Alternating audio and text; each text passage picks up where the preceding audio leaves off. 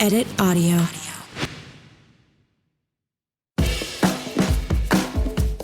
Hello, everyone. I'm Robin Hopkins, and this is Well Adjusting, where I talk to people about life stuff, but not in an NPR way.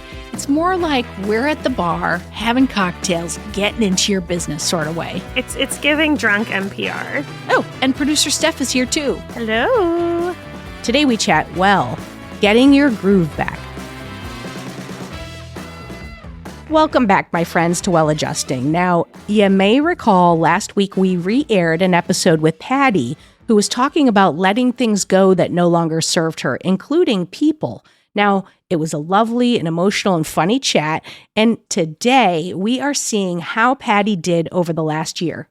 Did she continue on her journey? Did she fall back into old habits? Or did she full-on decide to run the New York City Marathon with literally no running training or races in her history? At least one of those things is true. I guess you're going to have to listen to find out, or, and this is exciting news, you can watch, because this episode is also on YouTube. Because, we heard the people are digging the video these days. So there's going to be a link in the show notes, or you can search for Edit Audio on YouTube. And one more thing.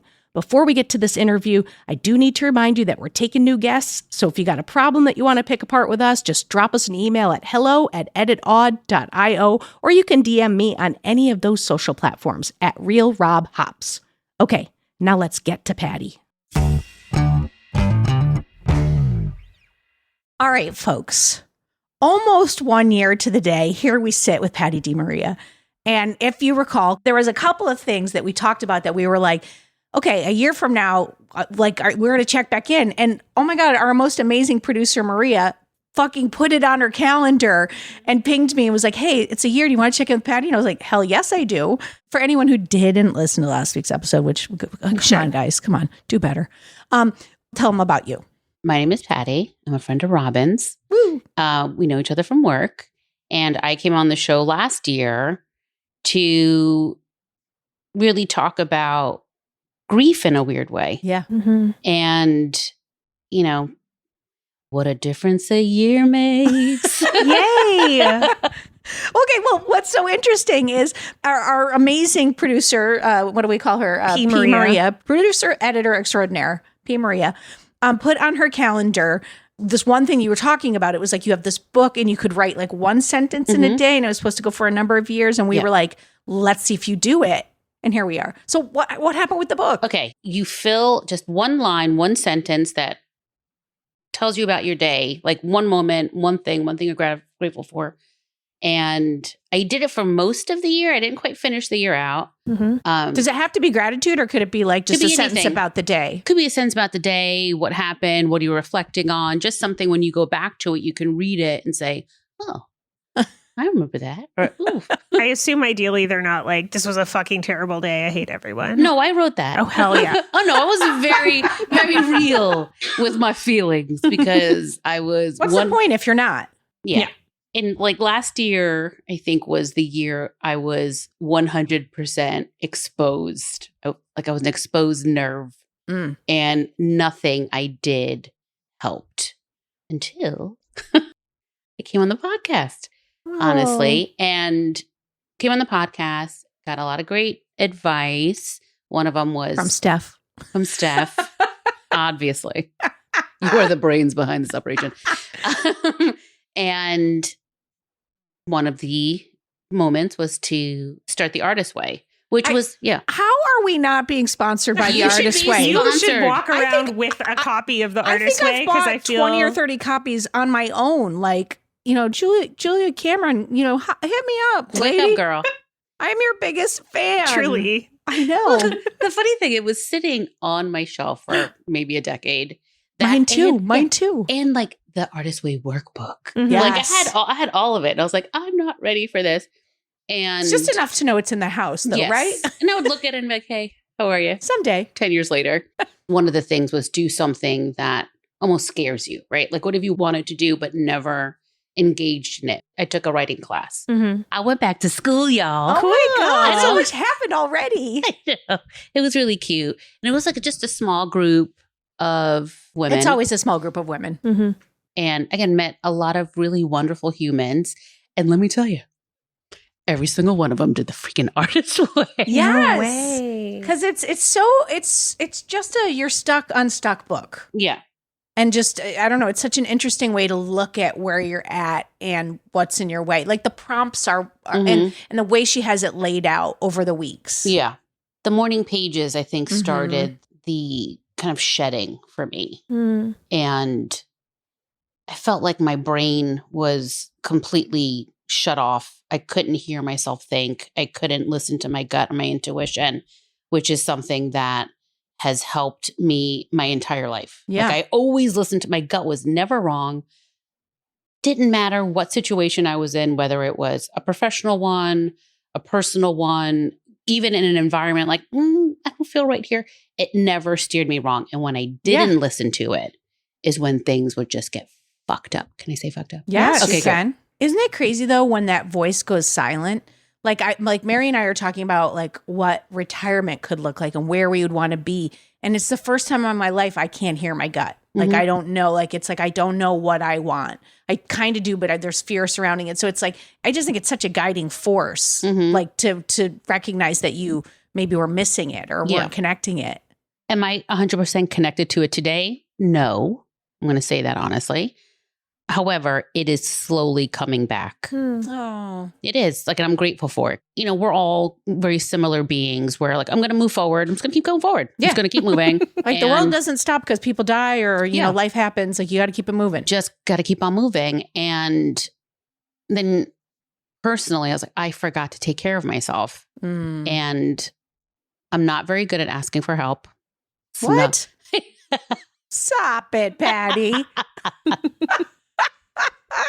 I was like, I'm all alone.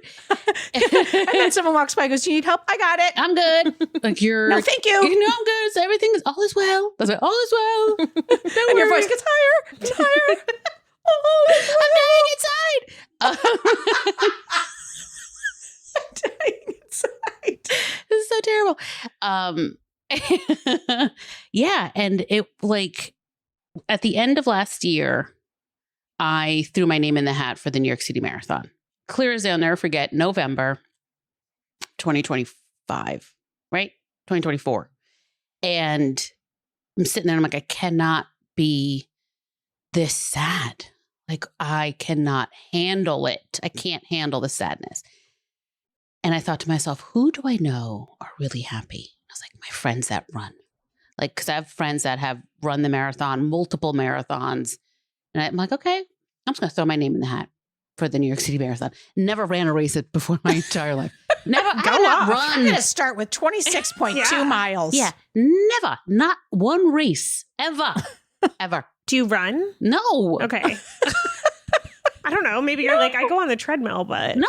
Okay. No. Why? Why would I do that? I'm more of like, my cardio is shopping, going, dancing, walking around. Yeah. I love a good walk. anxiety. Yeah. Anxiety sheds a lot of calories. I feel like it should shed more, just It quite should. frankly. But whatever. I mean, it's Should be some reward for anxiety. I agree. So I threw my name in the hat. I looked at, there's 3 qualifications to enter the marathon. One is the lottery, right? Which is like really hard to get into. Really hard. I'm like, I'm never going to get that. One is 9+1, which is you run 9 races in that calendar year plus volunteer, and that gives you automatic entrance into the marathon. Or charity. So Ding, ding, ding, ding. ding, ding. All right. The charity for the New York City Marathon is Fred's team. And Fred's team is attached to Memorial Sloan Kettering. MSK, my father was a patient there in 1997. So I was like, okay, here's a connection. Filled out the application. I wrote this wonderful story about, I had to laugh about it because when he had his tumor removed that weekend, I went to a party at my friend's house in the city. And I like the day of his discharge, I rolled up to his hospital From the party. hungover, like Look, life doesn't stop. A little bit still drunk. a little bit still drunk. I'm maybe 19, guys. Like, Yeah. my dad's like high-fiving me. He's like, good girl. I'm like, Dad, this is terrible. Like, the worst. He gave me the worst. Your hair's You're like like, sideways. I feel terrible. Yeah. Yeah, does that not feel good? And because of Can we get a him, bagel? he's like, go get like a 7-Up. That'll make you feel better. Absolutely not. 7-Up made me sicker. So like, don't listen to dad when it comes to hangovers because he has like an iron stomach and he never gets hungover. I did not get that trait. So I write this letter and submit it and I let it go. I see you guys in January. A week later, I get an email from Morning Sloan Klettering. We were moved by your application. We would love to offer a bib for the New York City Marathon. And I was like, fuck yeah, I got it. A week later, my father's cancer came back. Oh my God. So I'm like, okay, here I am struggling with my own internal issues and like, how do I climb out of the depression I was in and using this device of like running to help me. Like I was taught, if you want to feel better, help other people. Right. So if I'm going to run something I've never done before, I'm going to do it with intention. Yeah. So now I was like, okay, my dad. Okay, great. Now I have motivation. And now I'm really scared because I'm like, okay, now I really have to do it. I can't back out of this now. I got to do it. So slowly but surely, I start meeting other people. And my friend, she turned me on to this running group. And that started in July. But between March and July, 2 of my girlfriends were diagnosed with cancer. Oh, Jesus. So I was like, Jesus Christ. Like, and again, people that are younger than me. Yeah. So, okay, now I'm getting all this like, okay, you are supposed to be doing this. This is your moment to like do this. Come July, the running group starts. So again, like these little like things were hitting me like, oh, maybe I should quit. I'm like, I'm not going to quit. I'm not going to quit. Running group starts. It was so scary because I'm uncomfortable. Yeah. I'm surrounded by strangers. Yeah. I don't know anybody. There are people that are 10 years old, not really, but like feels like it. Yeah. Feels like it. Some people that are like my age, which is great. But what I slowly learned is that we were all on the same journey. And what was even more fascinating is nobody cared where you're from, what you do, what your background is. All they want to know is, have you ever run a race before? Okay, I got you. Yeah. I'm like, how are you doing on your journey? Yeah, that is it. And it was, I've never felt so relaxed in my entire life. Wow. Because I'm not being judged by anyone. And the nicest people I have met. And like, again, now I'm friends with a lot of, like, now we're like, okay, now we're bonded, right? Yeah. Yeah. And you're meeting these people that are so accomplished in their, professional lives. But they all come up, they show up, and we're all the same. Yeah. Mm-hmm. And this is what's great about sports. Oh my God. It's like you're united for a purpose. Mm-hmm. And like, it's like the teamwork and like, and you're all in this place of having to like be your best self and fight yourself. It's like, and you're speaking the same language. Yes. Like with the same roadblocks. What was hilarious is anytime that would get asked, like, okay, what races have you run before? How long have you been running? I'm like, I haven't run since high school. 0 wins since yesterday. Yeah, none and none. And they're like, what? I ran once drunk. Yes, from the cops. And they were so pleased that I was there.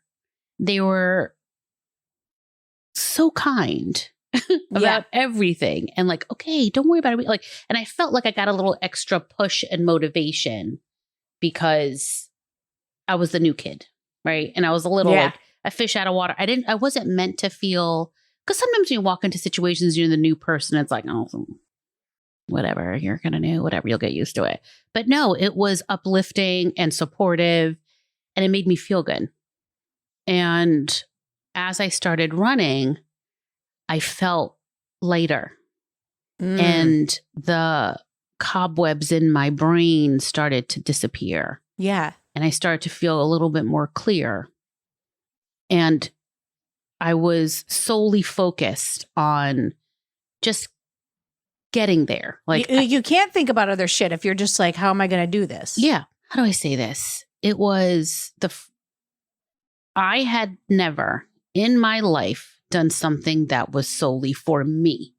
And people ask me all the time, like, what was the best moment? Like, what did you learn? And my response is the same. It's my steadfast commitment to myself. And it is something that I am never going to give up again. That is it. When I say this, this experience changed me, it did. Yeah. Because I never cared about myself enough to take care of myself. Now I'm like, fuck you. This doesn't work for me. I'm not doing it. What does that look like in your life? Like, and I do want to hear how the marathon itself was, but I'm just curious, like, how has that shown up? Okay. A couple examples. Last year, for the sake of conversation, I took a sabbatical. Believe what you will. I feel that things happen as they're meant to happen. Mm-hmm. And I'm not a person that does not work. I'm always busy in some way. Last year I wasn't. I think it was because I was meant to focus on this journey. And that takes a lot of trust. It takes a lot of trust. And I kind of put it under the umbrella of a sabbatical. I've been working really hard for multiple decades, really never took time off. And I was like, listen, I have the flexibility to do that. I'm going to do it. I'm going to take advantage of it. So how is that? How is my commitment to myself reflected today? I had a meeting with my agent, I'm going to say, and she proposed something that it's like, I'm not going to do that. And whereas instead of operating from a place of fear and desperation, I'm operating from a place it's like of my best friend's fear and desperation. Yes, hi. Hi, fear. Hi, Hey desperation. there, I miss What's you. up? Instead of operating from that place, I chose to stand in the place I am now, which is, no, I deserve better than that. Mm. No, I work too hard. Why would I compromise myself because you are unwilling to see or show up for me in a way that I need you to show up? Yeah. Or pay me or respect me in what my accomplishments demand. For sure. It means something. And maybe because I've been very kind of like dismissive. I won't do it. It's okay. You know, me. For too long, that maybe that's how you see me. But that's not who I am anymore. Yeah. So maybe we don't need to be hanging out anymore. Yeah. And that's okay. Like, I am okay with the shedding of the old stuff. Yeah. I feel like when we talked last time, you were just stepping into that. Yeah. Right? You were like it was like you were in like the grief stage of that. Mhm. You were like, it was upsetting. It was like, and now it feels like the difference in the year, it feels, what do you think? It feels like palpable, like that you're much more just like, nope. No. And you doing feel that. excited. It seems like you have like a lightness to you that Thanks. seems like excited about things and excited about Possibility. yeah.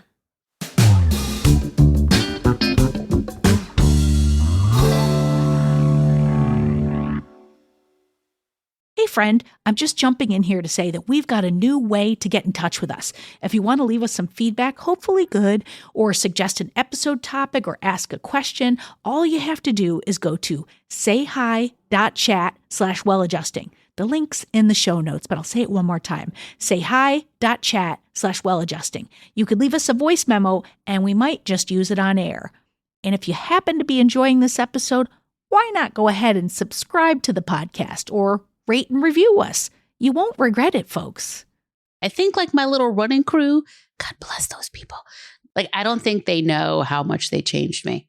Like, how that whole experience like really did shift my thinking. Yeah. And, again, like, is running a marathon a lot? 1,000%. Does it break you down to when you think you can't cry? Like, again, I don't cry in public. It's not my thing. I barely cry at home. I cried every fucking week because at least for me, like, the last long mile, like long run, was 18 miles, right? And 18 miles, I think it was September. Like, it was either August or something. But anyway, it was the hottest day of the year. And I was equipped with like my fuel and my water, and you got to take these little salt tablets because you're losing electrolytes. It's crazy. I felt prepared. But the heat and the journey, we were all the way over here. We're going up freaking hills in Prospect Park. And there's so many more hills over here than you would realize. Yeah. It was so intense. And it took longer than anybody expected because the heat really affected. People were dropping out. It's like, I'm going to keep going. I need to do this. Once we got back to HQ, the minute we got there, I said to myself, like, I did it. Like, I quietly said it to myself. And I bawled. Like, I'm getting a little teary-eyed because it was so intense. And this one woman who, like, I didn't really like at first. Yeah. She came over and she hugged me. And she's like, I'm so proud of you. And I was like, oh. And there's a picture, like, of that's a face of someone who just did something for herself. Yeah. You know? Yeah. And it was like, I'm just crying. I mean, it was so intense. Yeah. It was so awesome. And like, it sticks with you. You know what's interesting is that one of the things that when we talked to you last time, you were talking about was shedding people who don't value you or who don't, like, I don't want to say move you forward because that's the wrong way to say it, because that sounds like, what can't you do for me, bitch? No. But it's like, who don't appreciate you or value you or don't bring what you're bringing. Right. And it's like, isn't it interesting that you step into this space, not only are you working on getting back like what you're willing to allow, but a group of people who are just supportive, who know nothing about you, have no history, and you meet for a common purpose, and they fill this void while you're like, because I think one of the biggest things when you like, not like, for lack of a better word, like dump a friend because you're like, this isn't working for me any longer. There's a void.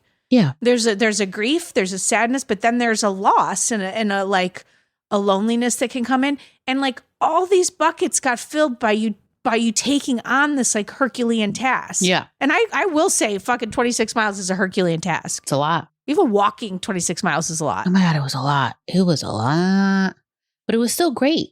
Like, when I crossed the finish line, I was like, I'm never doing this again. The next day, I'm like, when am I signing up for my next race? By the way, that's like childbirth. I was like, never doing that again. I was like, well, it wasn't so bad. Well, Yeah, you're right. There was a hole and it was replaced by something greater. Yeah. And even if they're time and place, even if they're, seasoned people, they still stepped in and supported you in a way that you needed desperately. Yeah. And I think there's something incredibly valuable about seeing someone who is not invested in you, supporting you in the way that people who were supposed to be invested in you, I'm getting all mad on your behalf, did not. Right. Like a fucking stranger who I don't even know her last name or what she did supported me more than you, X, Y, and Z friend. Yeah. There's something really like that's going to recalibrate you in a moment like that. 100%. And I'm grateful for my friends who stuck around during this journey because it wasn't easy. Like I wasn't present like for them. Yeah. Right? Yeah. Because I'm just tired all the time. Yeah. Napping was like a third job. It was 16 weeks of work. Every day it was like, if I wasn't running, I was going to physical therapy. I was going to Pilates. I was going to yoga. I was like doing all these things because, again, it is a Herculean task and it does tax your body. And I'm not 25 anymore. We are not. So. Though we still look really good. Thanks. We're smarter. Me-ish.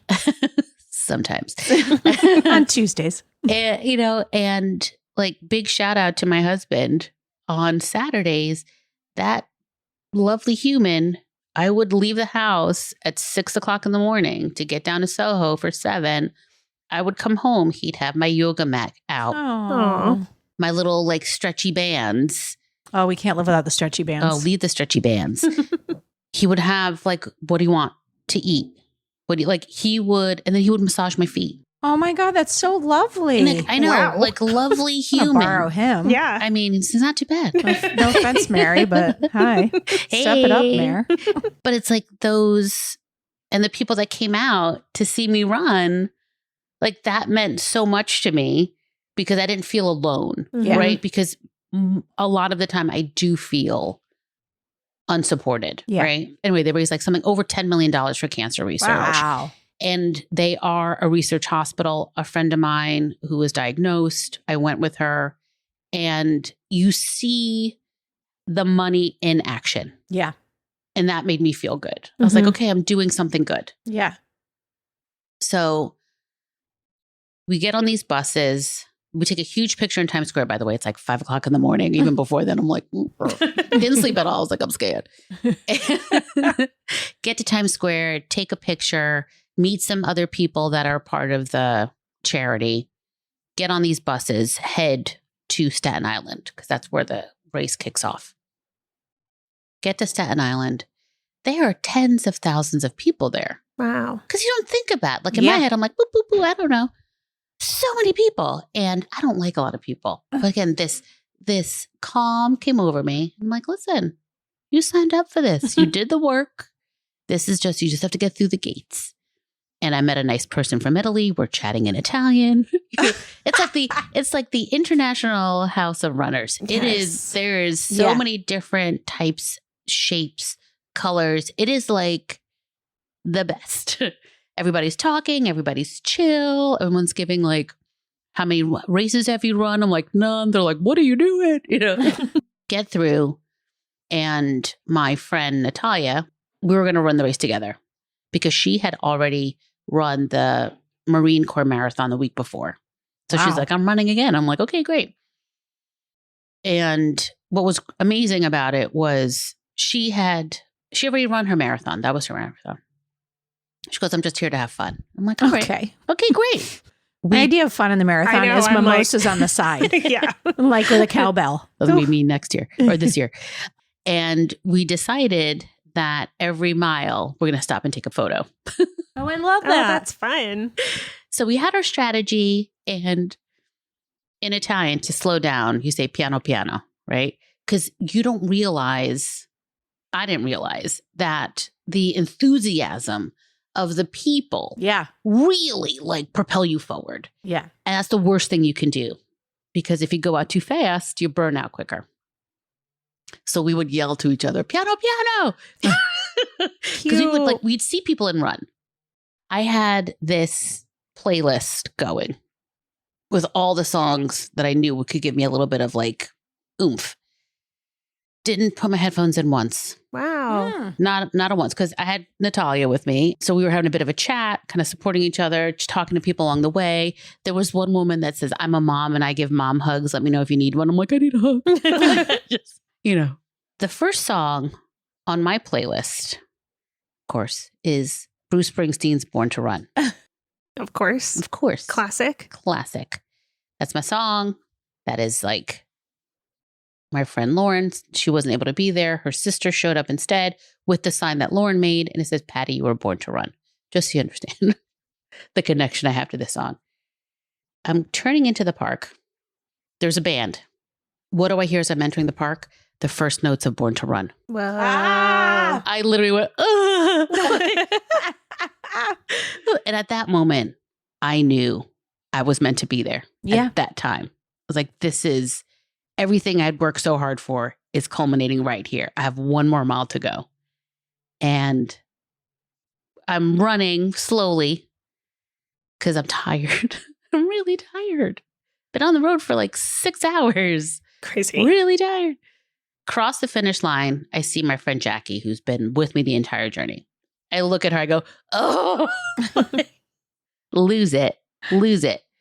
And there's this woman with the New York Roadrunners that hands out medals. And she hands them out to, I think, like the elite athletes. She hands them out to real special people. And she handed me my medal. And again, I'm like delirious. And I look up and I see my stepson. I go, what are you doing here? He goes, I'm here to help you. Oh. Because let me tell you, if he did not show up, I probably would still be in the park. With like an aluminum blanket over you. Like, I was just like, where am I? I was so lost. yeah. So lost. I can't even imagine. And he's helping me kind of, because you go through this like little layer of like humans, and then you get the little, and all I kept saying was, I need a cape. I need a cape. And he's like, okay. He's like, are you guys like, Get her a cape. I was freezing because it's absolutely freezing. My husband is right out there with slippers Oh, and a Coca-Cola. I was like, thank you. oh, that is so lovely. Slippers. And a Coke. Like if you're a runner, you know, it's a Coca-Cola. It's going to make everything right. Yeah. I get home, I go into the bedroom, and the hubby bought me, because there's like finisher clothes, like finisher jacket and like stuff. And I wouldn't buy it because I don't want to jinx it. And he had bought it for me. Aww. Isn't he nice? He's so supportive. I know. Who knew? Just kidding. No, he's a nice man. Hopefully you before you married him. Yes, I did. And the next day, I felt great. I Yeah. was a little sore, but I felt great. Yeah. Wow. And I was like, because I committed Yes. and I was consistent and I did what was right for me. And like that, and it was a little long to get there, but like that was the lesson ultimately that I took away from it. It's like, if you show up for yourself, truly show up for yourself every day, and whatever it is you want to accomplish, whatever it is you want to do, if you truly commit, and you don't have to do 8 hours a day on it. If you want to do 15 minutes, do 15 minutes. Yeah. It's just about showing up every day for yourself. Yeah. And it's miraculous what happens. I can't explain it enough.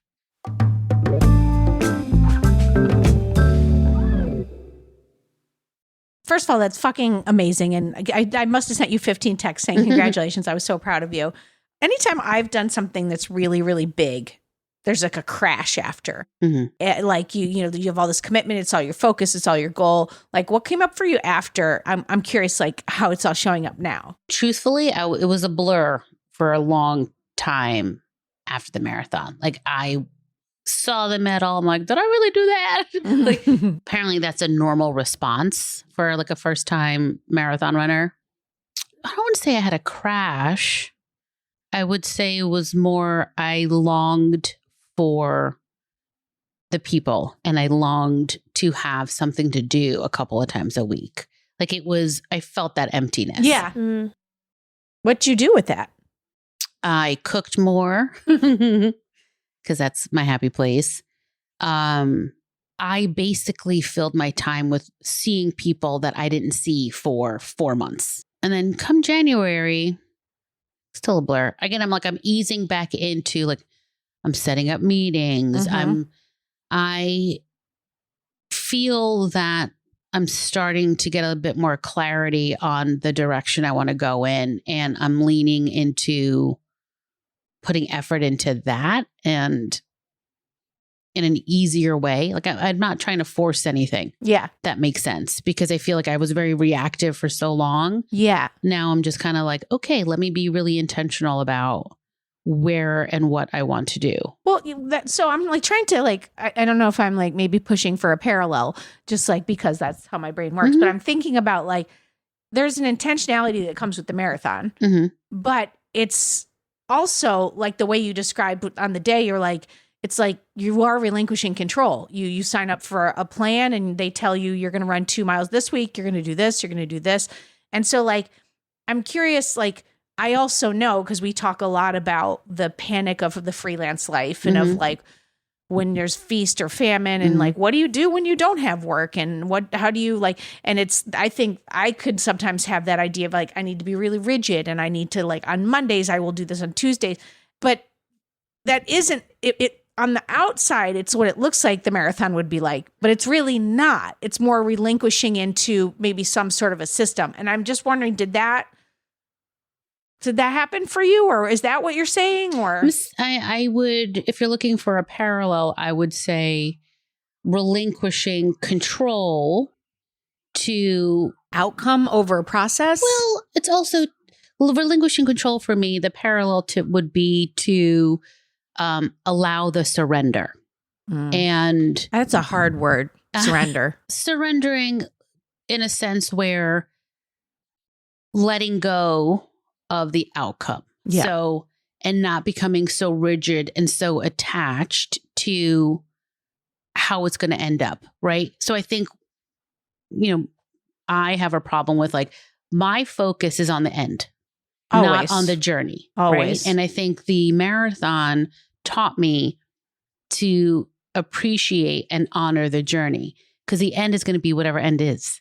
Yeah, Whatever because end is everything you've said is about meeting all these people along the way and your training running. Yeah. That's not the marathon, but it is the marathon. Did I like running the marathon? Absolutely fucking not. Did I love the training, and did I love being a part of something where I felt embraced and included and like not judged? That is what will bring me back to the races. Yeah. Like I'm running a race in March. Yeah. I know this race that I run in March will gain me entrance into another marathon. Do I really necessarily want to run that marathon? No. Am I looking forward to the training block? Fuck yeah, I am. Because I get to be around people that I feel comfortable around, and I don't feel threatened. I don't feel threatened because a lot of times there is a level of threat that happens. Yeah. Like, am I doing enough? Am I enough? Am I worthy of this? And it's fucking Should I exhausting. be faster? Should I be better? Should I be with a different, Is this good enough? What is it like? Am I going to say one wrong thing and then that's it? I'm never going to get hired again. Like, it is, we have chosen to be in a business that really judges you on where you are at that moment. And then they hold you at where you are at that moment. Correct. So it's a little, you're always kind of walking on eggshells, you know? And it's like, of course, we're always in a constant state of alert. Yeah. Yeah. I don't know what's happening. And having the time to not feel that, it's kind of priceless. Well, and it's like, that's something like my friend Michelle always talks about, like the Duplass brothers wrote some article. And so I forever associate with them where they were talking about the process of making versus the outcome. And I'm always like, how do I get there?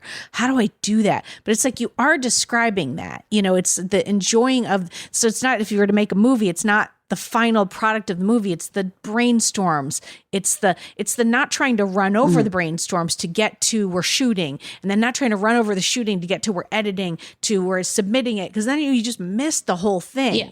And I do find that I might be speaking for Steph too, but I know that is one of my biggest issues. So I spend so much of my life being like, I will be good when I'm there.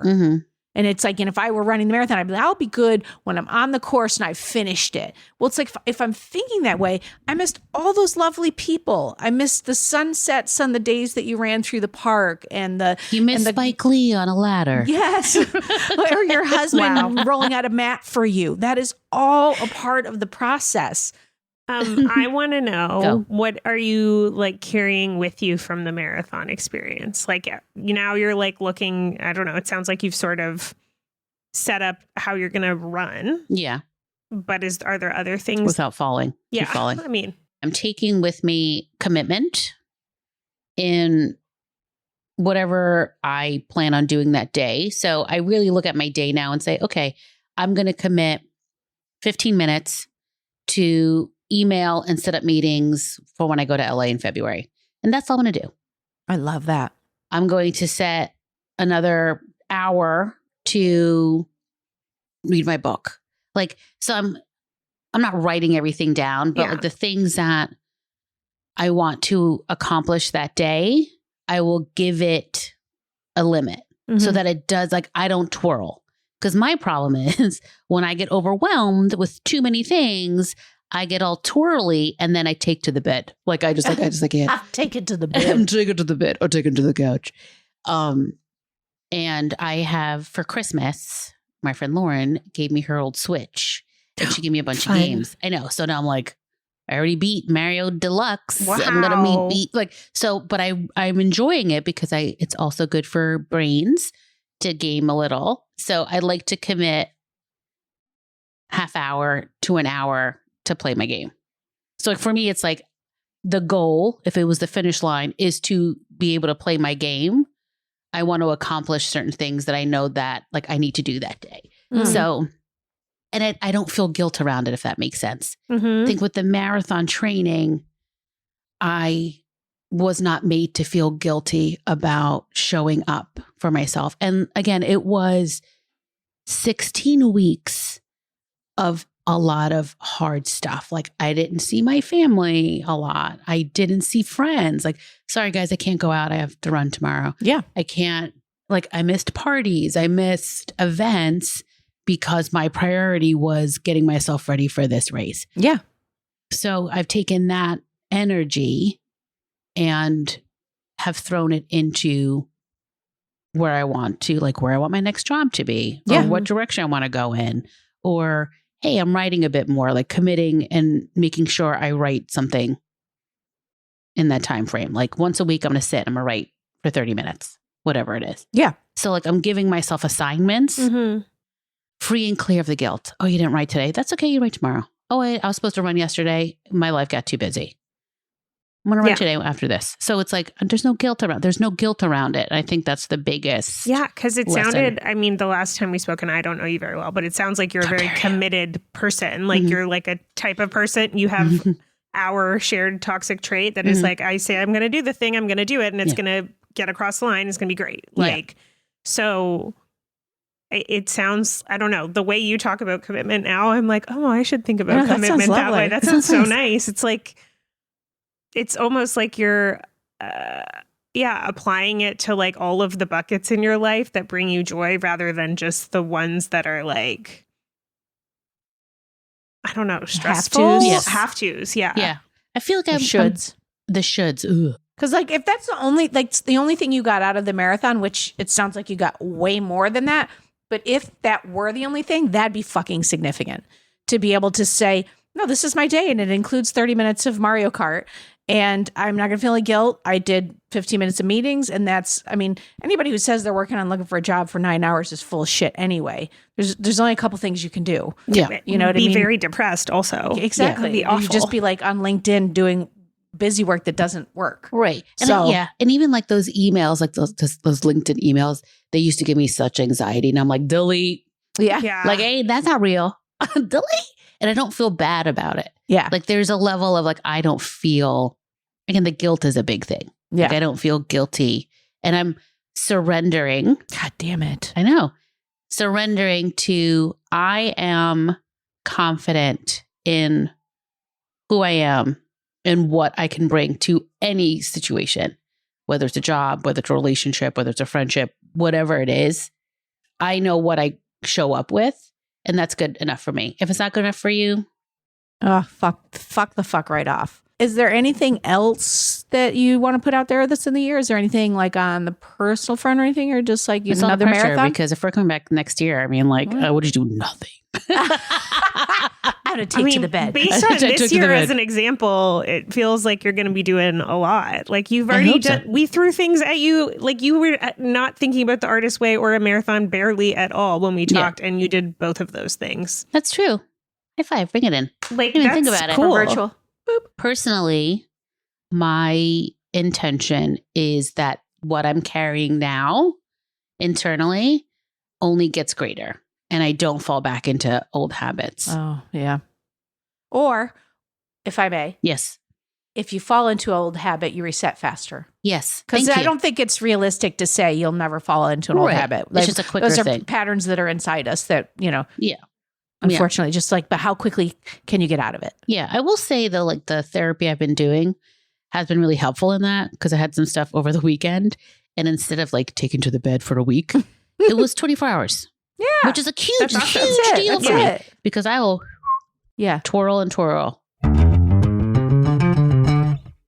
I want to say thank you for coming back. This was such a lovely conversation. It's one of the things, like, we often talk to people and we don't always know how it turns out, No. like, specifically. And so to hear like what your last year was like in real time, and also just like to see it along the way, like, you know, standing on the thing, like yelling at you for the marathon was like amazing. So I'm so proud of you, and I'm so happy for you. Just, you definitely, people who listened to last week and this week, I think will hear a big difference. I should listen to it. Not this week, but you know, last week's episode. I should re-listen to it. I feel like motivated by you. I know. And like really excited. And like it's so cool to see. I'm like so happy for you. Yay, I will happily come back next year if you want this to be. But I really think that this is like, I adore you both. I love your podcast. I listen to whatever word. And I think it's like, it's super helpful. And it's like the one podcast I really do look forward to. Aww. It's like yours and like Trader Joe's when that comes out. I'm like so excited. The Trader Joe's podcast is fantastic. What's my happening God, on the I gotta Trader listen Joe's to that. They podcast? talk about new items coming in. Oh, hell yeah. I am not kidding. When they come out, when they drop it up. partner with them for your Substack. Oh, Yes. Get them on. Also, Also, what is your podcast and Substack? Get them on. it is. I haven't launched it yet. It's like I'm in the preliminary phase. It's called A Slow Rise Kitchen, and it has double meating because I make sourdough bread. That's what kind of inspired it. And this bread takes 72 hours to make. I'm not kidding. It's a 3-day process. And I am not the most patient person, but between running the marathon and like making this bread, I realized that what centers me and calms me is cooking. And it's not because I like eating, because I do. It's the therapeutic nature and the patience that it teaches me. And like I created this, I do a lot of recipe testing. And I was last year or 2 years ago, I was obsessed with chocolate chip cookies, like perfecting the chocolate chip cookie. It took me 9 months to perfect this fucking cookie. Yeah. But it was this trial and error and this patience that taught me, I think that lead up taught me the patience for the marathon, if that makes sense. And like teaching me the patience to understand that maybe not everything is going to work out in the timeline I want it to, and it's going to work out in the timeline that it's meant to work in.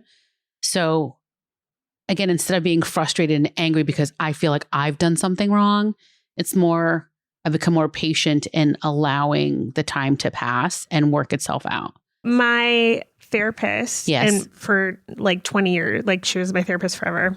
I would send her an e-transfer of money, which is like a Zelle or Venmo here, but in Canada, and you need a password to get it. And my password was always lasagna, because whenever I would get like overwhelmed in life, I always would make like a lasagna or something that just has any recipe that has multiple steps to it.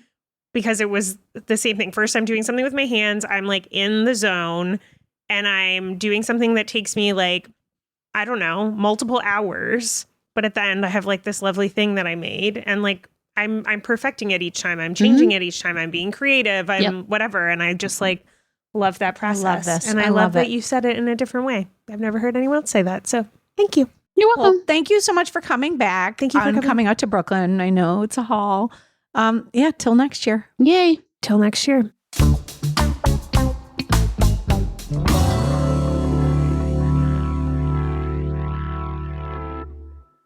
All right, folks, that's it for today. We hope that you feel inspired to go out and, I don't know, sign up for your marathon, whatever that may be. But before we go, I want to say so many thanks to Patty for bringing us along on her journey. Till next year, Patty. For more Robin, and you may need that, you probably don't need it, but like if you do, you can follow me at Real Rob Hops on all the platforms, all the socials, as the kids today say. Well Adjusting is an Edit Audio original series. It's exec produced by Steph Colburn and Robin Hopkins. Our producer and editor is Maria Passingham, and our production manager is Kathleen Speckert. Thank you to the entire Edit Audio team and to you for listening. Oh, hey, before you take out those AirPods, this show is just for entertainment. If you are in need of help, please, please, please reach out to a professional. Go ahead and get that help. You deserve it.